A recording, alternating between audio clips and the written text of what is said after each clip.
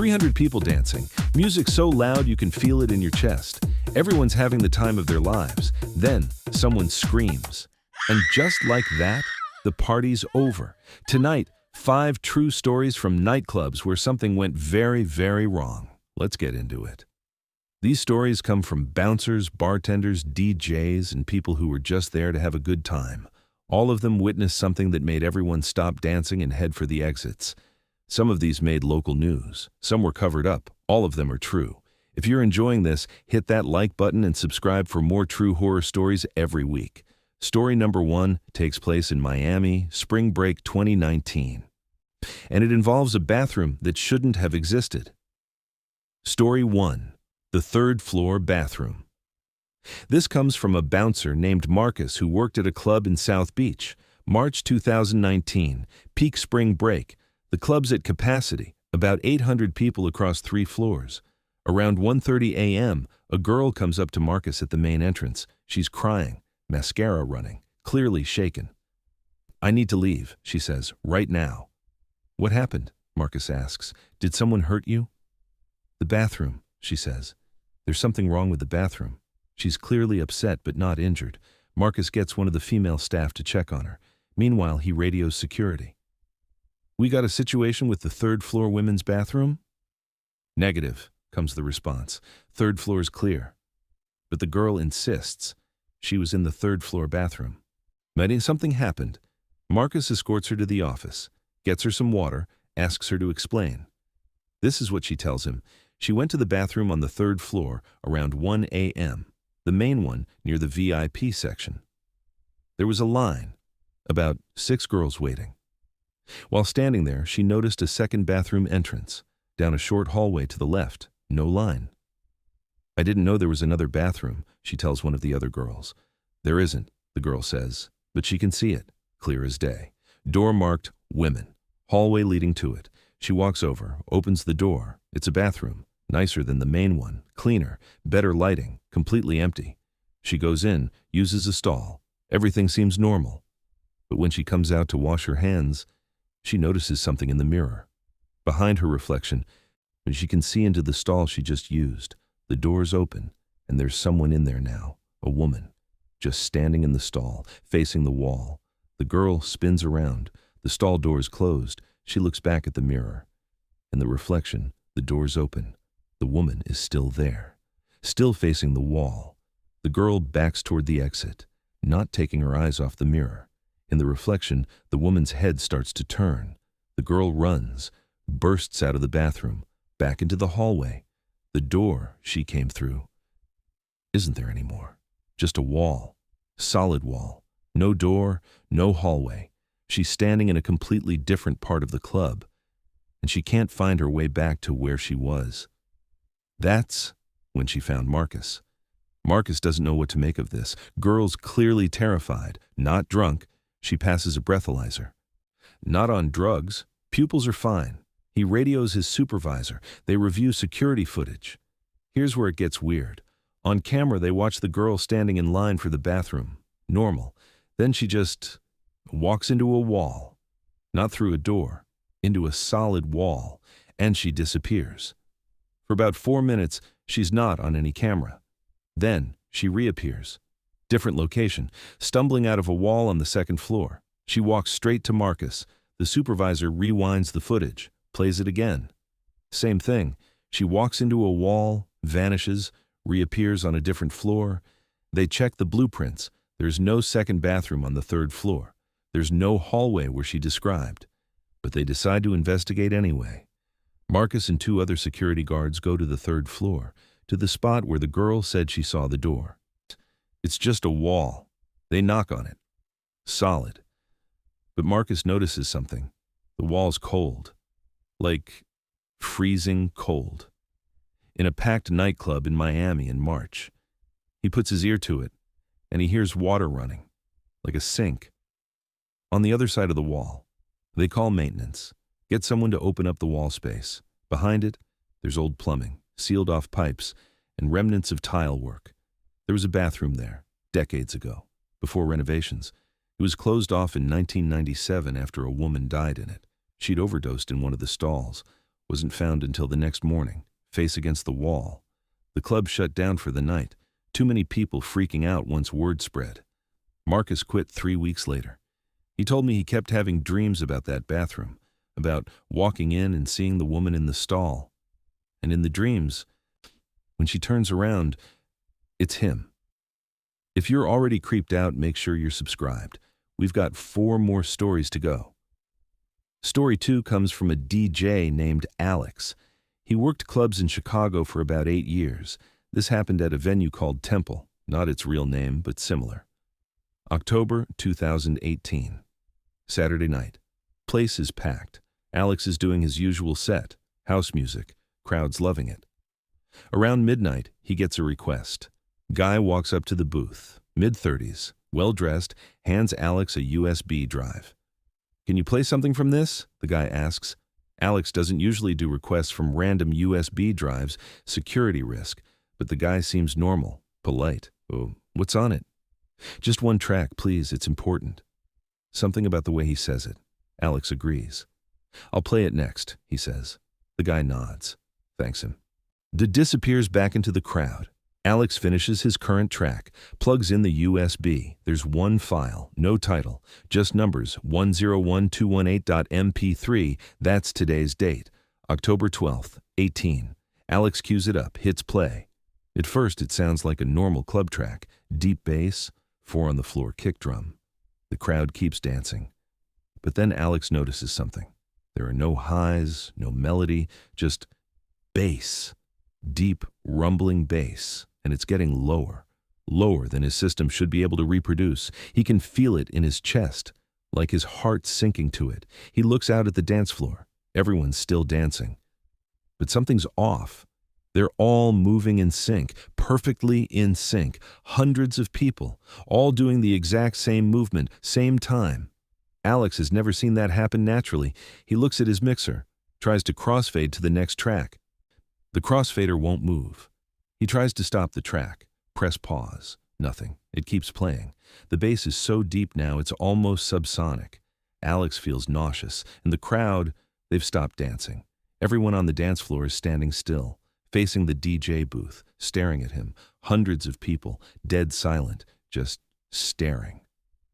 Alex rips the USB out of his laptop. The music stops. The spell breaks. People start looking around, confused, like they're waking up. "What the hell was that?" someone yells. Alex is shaking. He doesn't know what just happened. Security comes up.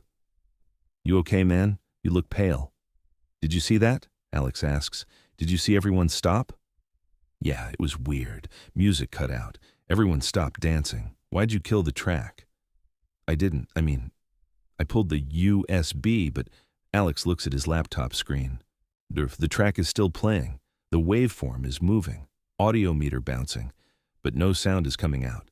He restarts his laptop. Everything goes back to normal. He tries to find the guy who gave him the USB. Can't find him. Asks the door staff if they remember him. "Guy in the gray suit? Yeah, he left like 5 minutes ago. Right after I started playing his track. Yeah, weird. He looked like he was in a hurry." Alex keeps the USB, takes it home, tries to analyze the file. The track is 3 minutes and 47 seconds long, but when he opens it in audio software, the waveform shows something else. Hidden in the subsonic frequencies, below human hearing range, there's a pattern. Not random, structured. He isolates it, boosts the frequency so he can hear it. It's a voice, multiple voices, overlapping, chanting something. And he can't make out the words, but the rhythm is hypnotic. He realizes this track was designed to do what it did, to make people stop, to synchronize them. But why? Alex never played at that club again, and he never plugged in random USB drives. But here's the kicker. About a month later, he's at a different club, different city, Detroit. He's in the crowd this time, not DJing, just enjoying the night, and he hears it, that bass line, that subsonic rumble. The DJ is playing the same track. Alex looks at the dance floor. Everyone's moving in sync. He pushes his way to the exit. As he's leaving, he sees someone standing near the DJ booth, man in a gray suit, watching the crowd, smiling. If you're listening to this with headphones, pause for a second and check what's around you. We're not even halfway done yet. Hey, hit that subscribe button so you don't miss the next upload. Story 3. The VIP Room. Story 3 is from a bartender named Sophie. She worked at an upscale club in Las Vegas, the kind of place where bottle service starts at $1,000, February 2020. Right before everything shut down for COVID, Sophie's working the main bar. Busy night, high rollers, celebrities, the usual Vegas crowd. Around 2 a.m., a manager approaches her. Need you to do bottle service for VIP Room 7. Sophie's worked there for 2 years. She's been in VIP Rooms 1 through 6. She didn't know there was a Room 7. Where's that? She asks. The manager looks at her weird. You've never done service for 7? I didn't know it existed. Past Room 6 down the hall. You'll see it. He hands her a tray. 2 bottles of top-shelf vodka, glasses, ice. Sophie heads to the VIP area. Past Rooms 1, 2, 3, 4, 5, 6. At the end of the hallway, there's a door. It's different from the others. Older, heavy wood, no number on it. But there's a small brass plate, 7 Roman numeral 7. Sophie knocks. No answer. She knocks again. A voice from inside. Come in. She opens the door. The room is off. It's decorated like the other VIP rooms. Leather couches, low tables, mood lighting. But it feels older, like it's from a different era. And it's cold. Sophie can see her breath. There are 4 people in the room. 2 men, 2 women, all well-dressed, sitting on the couches, not talking, not drinking, just sitting. Bottle service, Sophie announces. One of the men looks up. Set it down. Sophie places the tray on the table, starts to set up the bottles. That's when she notices. None of them are moving, like, at all. They're breathing. She can see their chests rise and fall, but they're perfectly still otherwise. No fidgeting, no crossing legs, no checking phones, it's just sitting, staring at her. Will there be anything else? Sophie asks. The man smiles. Stay for a drink. I can't, I'm working. 1 drink, not a question, a statement. Sophie feels uncomfortable. But these are high-paying VIP guests. You don't say no. Sure, 1 drink. The man pours vodka into a glass, slides it to her. Sophie picks it up, pretends to sip, doesn't actually drink. Sit, the woman says. Sophie sits on the edge of the couch, ready to bolt. The 4 of them are still staring at her, not blinking.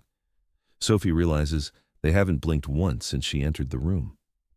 So, are you celebrating something tonight? Sophie asks, or trying to make conversation. Yes, the man says. Sophie waits for elaboration. None comes. What are you celebrating? You. Me. All 4 of them smile at once. Same expression, same timing. You're the first person to come here in 3 years, the woman says. That can't be right. This room gets used all the time. No, one of the other men says. This room hasn't been open since 2017. Sophie's heart rate picks up. I should get back to work. She stands, heads for the door. The door won't open. She pulls, locked. We'd like you to stay, the first man says. Open the door. You came here willingly. You can leave when you've fulfilled your purpose. What purpose? All 4 stand up simultaneously. Sophie notices something else now. Their feet aren't touching the ground. They're hovering, just an inch or 2. But definitely not standing. Sophie screams, pounds on the door. Help! Someone help! The 4 figures move closer. The door bursts open. Security rushes in. 2 bouncers. They grab Sophie, pull her out of the room. She looks back. The room is empty. No people, no bottles, no furniture. Just an empty, dusty room that clearly hasn't been used in years. The security guards are confused. What the hell happened? Sophie is hyperventilating. There were 4 people. They were floating. One of the bouncers checks the room. There's no one here. They review the security footage later. Camera shows Sophie walking down the hallway with the tray. She stops at the end, in front of a door that isn't on the video feed. She stands there for about 90 seconds, talking to no one. Then she starts screaming and pounding on the wall. Security rushes in. On camera, there's no door, just a wall. But Sophie walked through it. Sophie quit that night. The club manager told her that VIP Room 7 was closed off in 2017 after a group of 4 people died there. Carbon monoxide leak. They were found the next morning. still sitting on the couches. The room was sealed, never to be used again. But somehow, Sophie got in, and the 4 people were waiting. 2 more stories to go. If this is keeping you up at night, throw this video a like and share it with someone who needs a good scare. Story 4 is coming up next, and it involves something that was caught on the security cameras. Story 4. The dance floor.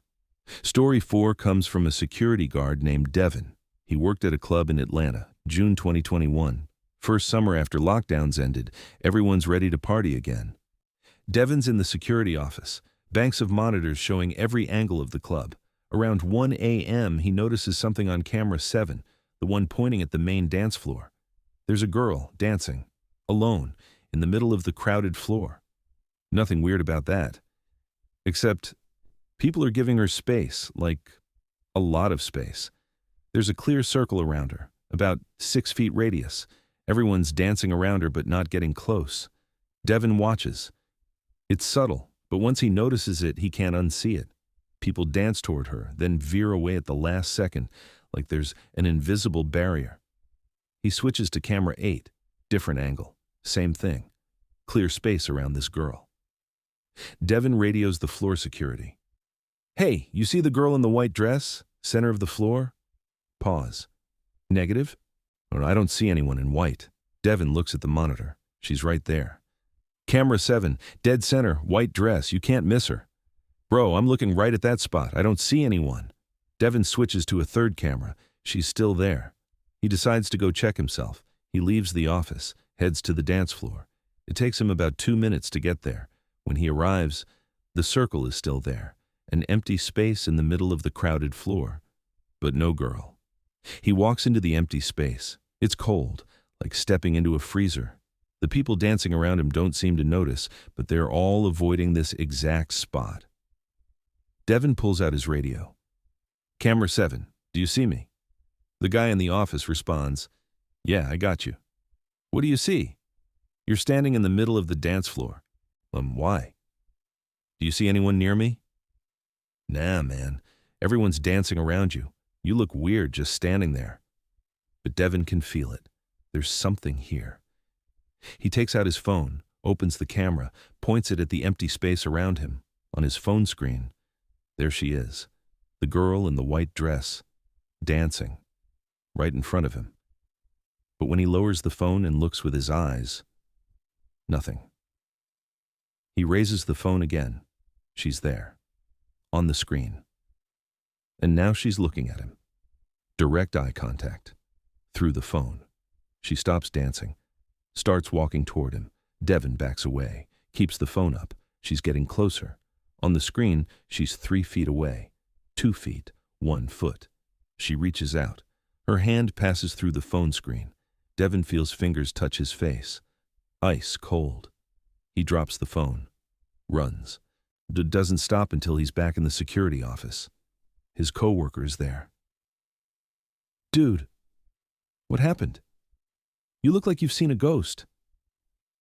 Devin pulls up the camera feed, rewinds it, watches himself walk onto the dance floor, watches himself take out his phone, watches himself back away from nothing, watches himself drop his phone and run. But on the camera, the girl is there. She's standing where Devin was, looking down at his dropped phone. She picks it up, looks directly into the camera Devin's watching. Smiles. Then she disappears. Devin goes back to the dance floor, finds his phone, opens it. There's a new photo in his camera roll, a selfie. The girl in the white dress. But in the background, Devin can see himself, sleeping in his bed. The timestamp on the photo, 3:47 a.m. Current time, 1:23 a.m. The photo is from the future. And Devin takes a screenshot, sends it to himself on another device, wants to make sure it's real. Then he deletes it from his phone. That night, Devin goes home around 3 a.m., goes to bed. He wakes up at 4:15 a.m., checks his phone. There's a new photo, the same selfie, the girl in the white dress, him sleeping in the background. Timestamp, 3:47 a.m. But this time, there's something different. In the photo, Devin's eyes are open, looking at the camera. But Devin doesn't remember waking up at 3:47. He was asleep, wasn't he?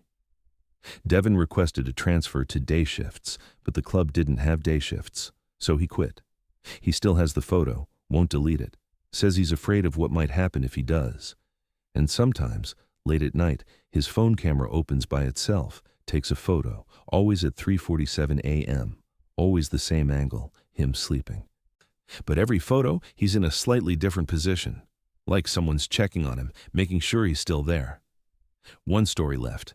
If you made it this far, drop a comment below and let me know which story was the creepiest. And don't forget to subscribe for more horror content every week. Story 5. Last Call. Final story.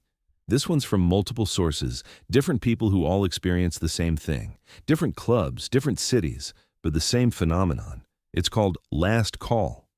But not the normal last call. This is what happens after everyone leaves. First account comes from a janitor named Mike. He worked at a club in Seattle. His shift started at 3 a.m. after closing. He'd come in, clean up, get the place ready for the next night. One morning around 4:30 a.m., he's mopping the dance floor. He hears music. Not loud, distant, like it's playing in another room. But the club is empty. Sound system is off. Lights are on. He follows the sound. It's coming from the basement, storage area, old equipment down there. Mike opens the basement door. The music gets louder. It's club music, but old, like from the 90s. He goes downstairs. The basement is dark. He flips on the light. The music stops. But he hears something else. Voices, people talking, laughing, coming from the far corner. Mike walks toward it. The storage area opens up into a bigger space. Used to be the original dance floor before renovations, and there are people there. Maybe 30 of them. Dancing, drinking, having a party, in the dark, in the basement, at 4:30 in the morning. "Hey!" Mike shouts. "You can't be down here." They don't respond. Don't even look at him. Just keep dancing. Mike walks closer. That's when he realizes he can see through them, translucent, like looking through frosted glass. And their clothes. They're from the 90s, fashion that hasn't been popular in 25 years. Mike backs away. The lights flicker. When they come back on, the basement is empty. Mike quit the next day, but other cleaners reported the same thing. The basement party that happens after hours. Always the same people, same music, same era. The club owner did some research. Turns out in 1997, there was a fire in the basement. Happened during a rave, illegal party, exit doors were blocked, 28 people died, the club was rebuilt, new owners, new permits. But the original dance floor is still down there, and apparently, the party never stopped. Second account comes from a different city, Los Angeles. A bartender named Jessica. Closing shift. It's 2:30 a.m., bar's closed, she's doing inventory. She hears someone order a drink. Vodka tonic. She turns around. No one there. Bar area is empty. She goes back to inventory. "Vodka tonic," the voice repeats, louder this time. Jessica looks again. There's someone at the bar, sitting on a stool. He wasn't there a second ago. Man in his 30s. Suit. Normal looking. "We're closed," Jessica says. "I know," the man says, "but I always get a vodka tonic before I leave." "You need to leave now. We're closed." "I can't leave until I get my drink." Something about the way he says it. Jessica makes the drink, slides it to him. He picks it up, takes a sip.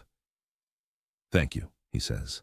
Then he stands up, walks toward the exit, passes right through the door, doesn't open it, walks through it. Jessica checks the security footage the next day. Camera shows her standing at the bar, making a drink, sliding it across the counter to an empty stool. The drink sits there for a moment, then disappears. Like someone picked it up and drank it, but no one's on camera. Jessica asks other bartenders if they have experienced this. 3 of them have. Same man, same order, same routine. Always after closing, always leaves through the door without opening it. They looked into it. The man matches the description of a regular who died in 2003. Heart attack. Right at that bar. He was drinking a vodka tonic. Third account. Final one. This is from a manager in New York. Club in Manhattan. She's closing out the registers. 3:15 a.m. alone in the office. She hears the DJ booth come on. Music starts playing. But the DJ left an hour ago. She goes to the main floor. The booth is empty, but music is playing. Lights are doing their programmed sequence, and there are people on the dance floor, hundreds of them, dancing, like the club is still open. She can see them, but they're wrong. They're all gray, colorless, moving in slow motion. She walks onto the floor. They don't acknowledge her. She walks through the crowd. As she passes each person, they disappear, like smoke. She reaches the DJ booth, turns off the system, the music stops. Everyone on the dance floor stops. They all turn to look at her, hundreds of gray faces, all staring. Then they start walking toward her. She runs to the exit, slams through the door, looks back through the window. The club is empty. She never closes alone anymore, and now she understands why the previous manager quit without notice. Why 3 managers before that quit the same way? The club has been open since 1985. 40 years of parties, 40 years of people dancing, drinking, living, and some of them never left. They're still there. After hours, after last call, still dancing, still partying, still waiting for a drink. And if you're there alone, they'll invite you to join them. And according to the stories, if you dance with them, you become one of them. Forever. 5 stories, 5 clubs, 5 reasons the party ended. The bathroom that shouldn't exist where a woman still stands in the stall. The USB drive with a track designed to control the crowd. VIP room 7 where 4 people still wait for their next guest. The girl in white who only exists through phone cameras. And the after-hours parties where the dead still dance. Next time you're at a club, pay attention to the rooms that feel too cold, to the spaces people unconsciously avoid, to the figure at the bar who orders the same drink every night, because some people never left the party, and they're still there, waiting. If you enjoyed these stories, make sure you're subscribed and hit that notification bell so you never miss an upload. Drop a comment telling me which story freaked you out the most, and if you've got your own nightclub horror story, share it. It might end up in a future video. Check out the video on screen for more true horror stories. And remember, last call doesn't mean the party's over. It just means different guests are arriving. Thanks for watching.